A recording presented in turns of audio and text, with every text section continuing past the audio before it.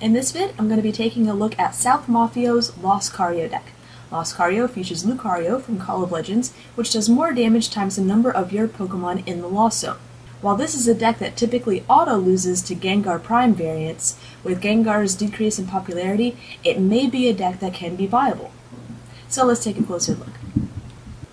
A friend of mine ran a Lucario deck very similar to this last format, and did very well with it in tournament, making it to top cut in the Battle Roads. I'm pretty familiar with how this deck runs, because not only did I have to face him in that top cut in Battle Roads, but I also had to face him again in Swiss rounds and in different Battle Roads. So it's going to be pretty interesting to take a closer look at really what makes this deck work. The main attacker in this deck is Lucario from Call of Legends. Dimension Sphere, for a double colorless energy, does 30 plus 20 more damage for each of your Pokemon in the Lost Zone. I was trying to figure out what number you should aim to put in the Lost Zone in order to deal a good amount of damage to be able to knock out just about anything. If you have 5 Pokemon in the Lost Zone, you're hitting for 130, which should be enough to knock out just about anything in this format. With a little bit of help from plus powers, and maybe a few other cards, that should be enough to take out anything else. So the big problem with this deck is just getting that amount of Pokemon into the Lost Zone.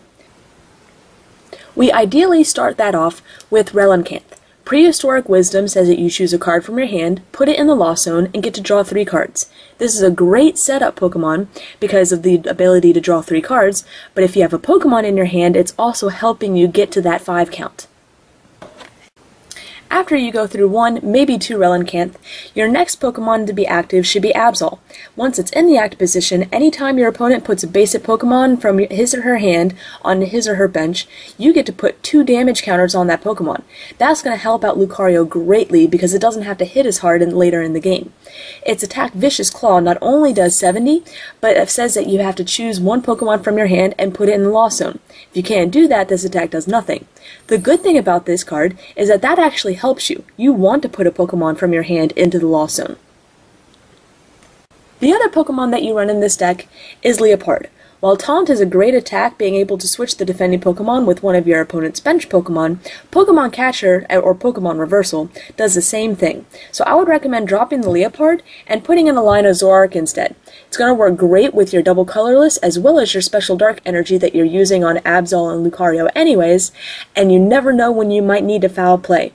This could be a great attack and get you out of a lot of sticky situations that maybe Lucario can be weak against. Your energy line is pretty strong. You max out your double colorless energy at 4 because that's essentially what Lucario is going to be attacking with. You put in 4 special dark because that's going to make Absol hit harder.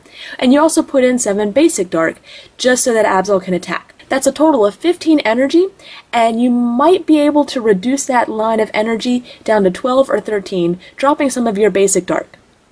That will leave you more room for trainers and supporters that you need to really get this deck going. For your basic Pokemon searchers, you run 3 Pokemon Collector and 3 Dual Ball. Typically, I only like to see a combination of 3 or 4 cards that can search out basics. However, since you really need to get those Pokemon into your hand as fast as possible so you can put them in the Lost Zone, I think this is a great line. I might decrease it down to 5, just in case you're having a hard time finding room for other trainers and supporters, but other than that, keeping this number high is perfect.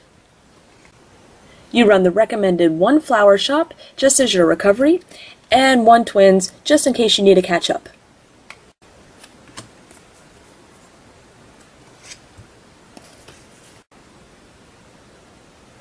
For a hand refresher, you run 4 Professor Oak's New Theory.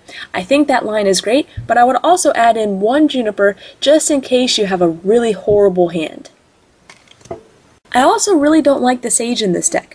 You look at the top 5 cards of your deck, choose any 2, but discard the other ones. I think that's running a really high risk of discarding cards that you'll actually need, especially Pokemon. With only 1 recovery card in here, that could really hurt you.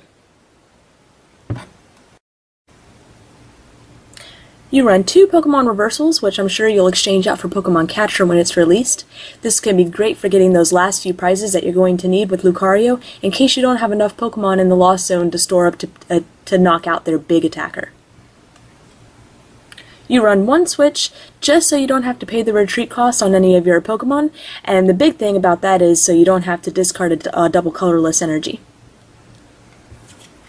You run 3 Junk Arm, which I think is great for being able to reuse all of your trainers. And you also run Revive to put a basic Pokemon back onto your bench. I'm not sure if you really need the 1 Revive. The Absol Prime isn't going to be your main attacker, but it's really the only card that's going to be useful for getting, something directly onto the bench. You run 4 Communication, which I think you can drop down to 3. With those Junk Arms, you can easily reuse a Communication if you need to. And one more card that I recommend that you put in here is a Plus Power, just in case you need that extra bit of hit with Lucario. Lucario's HP is only 90, so you're going to be knocked out quite frequently, so being able to get a Plus Power and able to return a knockout pretty easily is going to be a big thing for this deck. I just took another look at your Pokemon line, and I would definitely suggest you increase your Lucario line to a 4-4 rather than a 4-3. Other than that, I have no suggestions for this deck. I think it's pretty solid as it is, and without the huge popularity of Gengar Prime, I think it's got a decent chance in tournaments. If you'd like your deck to be reviewed, just PM me the list, and whether you would like to go for a video review or a blog review. Because I have so many video reviews, I'm going to have to start selecting which ones I feature and which ones I don't. Those that I don't feature will automatically get a blog review. However, if you'd like a turnaround of 2 to 3 days rather than 3 or more weeks, I would go ahead and just ask for a blog review up front. Thank you for watching!